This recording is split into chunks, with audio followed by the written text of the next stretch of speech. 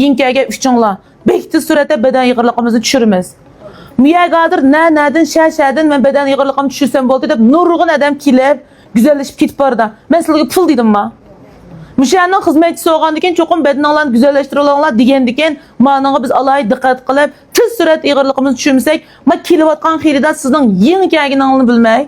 Vay ma özünün adamları yoğun turdu bu. Bizni qanda avruqlatalaydı deydiğə ufqum bulan bulmamda. Muş şərait boğaç anandıkən həmmimiz müşədi bolduq.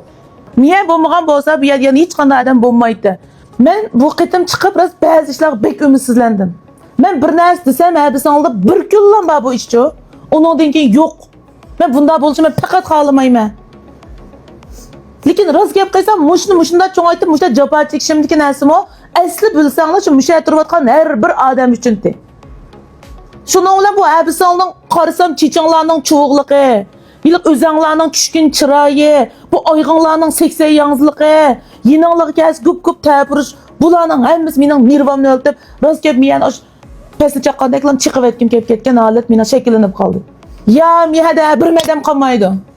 Ya ki bomsa məyədə adam teximi avıb güllünüdü. Bek çoğun ümiddə kəpbədi əbi salını. Doğrum xatamı? Deyişidiğen çağda şu bizge ma balamını bir yaxşıraq tərbiyələyib bəzlər.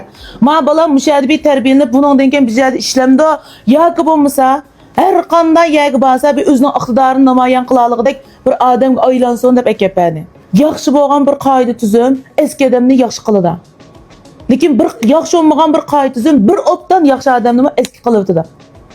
Sizninki bir qayda tüzüm düşkən hər qanday yak basan uyuma qızal, həcib qızal ekan deydigan bir iqtidarlıq adamı bolğanlı barmı yoki ac vaqtning o'tishiga lalangshib, bijdam yetib, bijdam qopab, ishlarni qilayim qanqiyganlar barmı? Mening maqsadim bunda bir turkum, munavvar, mush kutunishniki ishlarni ravrs yaxshi qila oladigan, anadagi har qanday do'konga borsa, bizning yuzimizni yo'riq qila oladigan, ay do'konni boshqara oladigan bir odam tarbiyalab chiqish. Unda yetib telefon kiratisiz. Men taq özənglalam yalğız oxşaydı, men 2-3 ballı oxşaydı desem, ayada xerida oturdu. Biz xeridani aldıda, aşda yazsaq, aşda qıysaq siz to'g'rimi?